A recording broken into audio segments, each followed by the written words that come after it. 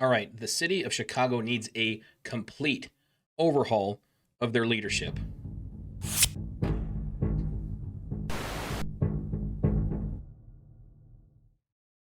All right, so this is Officer Ella French, formerly of the Chicago Police Department.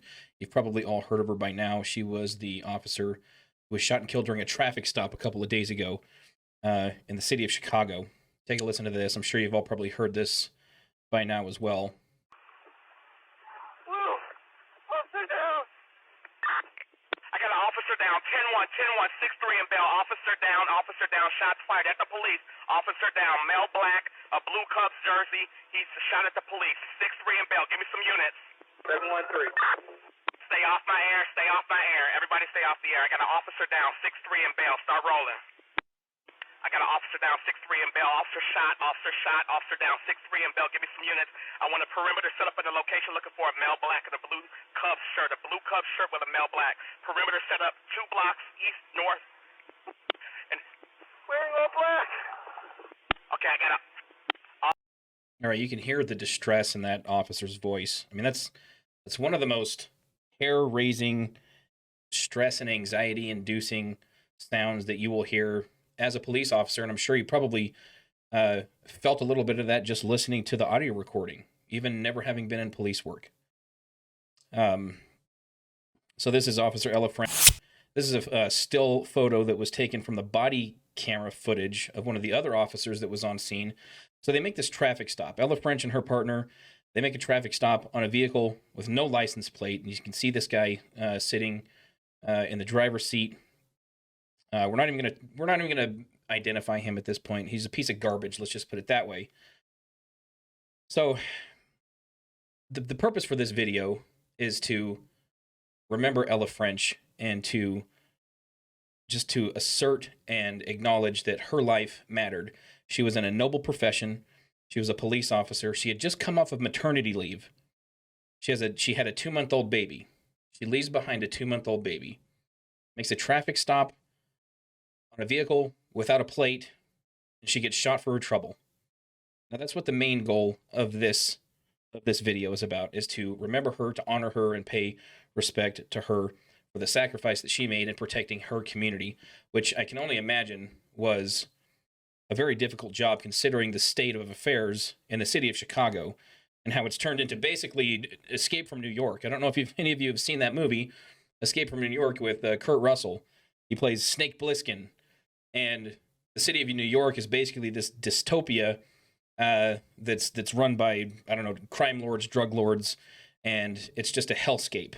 And I haven't been to Chicago in several years, but whenever I hear or see anything on the news about Chicago, that's what I picture in my mind is happening over there. So these officers were obviously, so Ella French, she was shot, her partner was shot, they were taken to the hospital. There were hundreds of police officers from all over the area that went to the hospital to show their support. And then Mayor Lightfoot shows up, like she should have. And she was greeted by the police officers there in Chicago turning their backs to her, and rightfully so. I mean, if you don't know anything about Mayor Lightfoot, the first thing you should know is she's an absolutely god-awful mayor. Okay, her defund the police efforts have been well documented over the past couple of years. So essentially what she's done during her tenure as mayor is to make the police officers' job a living hell by defunding them, by reallocating resources and funds to different city programs, which I'm not saying that those other programs don't deserve funding, but in a city like Chicago, if you don't have proper funding for your police department, it's going to be a nightmare for the residents there and for the police officers trying to do their jobs, which obviously in this case, as you can tell by this photo, of these officers who are there in support of their downed officers, that's exactly the case. It's exactly the nightmare that everybody expects it to be. Now, Mayor Lightfoot issued a statement. Well, she didn't issue a statement. Her office issued a statement because I'm sure she couldn't be bothered to do it herself. Now, she said some things in her statement that, okay, that's fine. She offered her condolences and support to the family and all of the things that she should have said, but there was one segment in her statement that you would kind of expect from a liberal mayor like Lori Lightfoot. Now, what she should have said was something like this. One person did this, not reverse seniority, not any other reasons that this person killed her and tried to kill other officers. And I won't entertain finger pointing at anyone or anything else. They need to be fully held accountable for her murder. So this is what Mayor Lightfoot actually said. This is a time for us to come together as a city. We have a common enemy, and that is the conditions that breed the violence and the manifestations of violence, namely illegal guns and gangs. The mayor is focused on healing the wounds and will reject any and all that try to use this moment to drive further division in our city. Okay, so once again, we have a liberal leftist mayor who, instead of pointing the finger at the criminals who were responsible for murdering this young woman, this young officer who had a 2-month-old baby, instead of pointing the finger at them to say, listen, we are not going to tolerate violence in our city, violence against our officers, and we are going to hold you accountable, and we are going to prosecute you to the fullest extent of the law, and the police department and the DA's office and whatever agency is involved in prosecuting these criminals have the mayor's and the mayor's office full support. But instead, she tries to remain as woke as possible, right, and tiptoe around this issue. She knows the nation is watching her at this point, and especially the officers at the Chicago Police Department. All eyes are on her, waiting to see what her reaction and her next move is going to be. And she knows that. So instead of going full woke, she just kind of goes partially woke and mentions somewhat clandestinely that we need to focus on the conditions that caused this instead of pointing the finger at the actual suspect and saying, this person is responsible for this, this person is going to be brought to justice, this person is going to pay the price for the crimes that he's committed. But, next, just watch. Mark my words, in a couple of days, or maybe even in a couple of weeks, she's going to issue another statement about this, saying, well, we have to look at how systemic racism possibly played a role in this and forced this young man to shoot at these officers.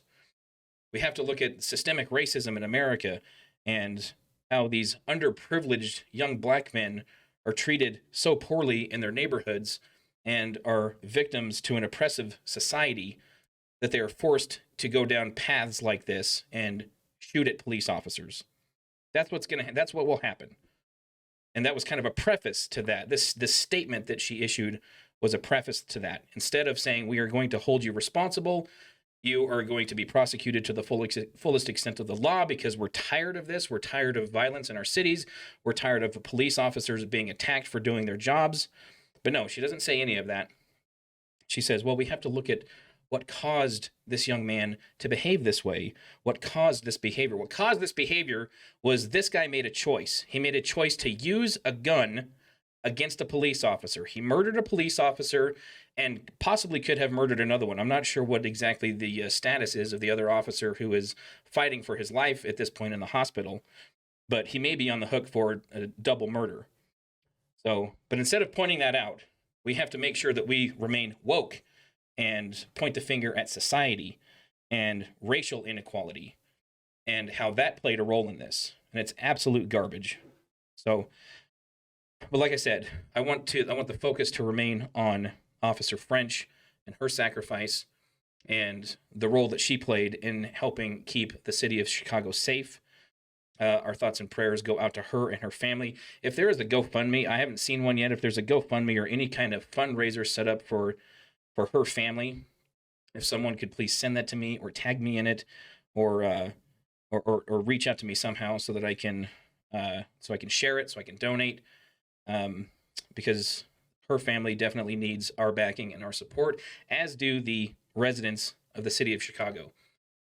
Several of my friends have reached out to me who live in Chicago, and they brought this case to my attention.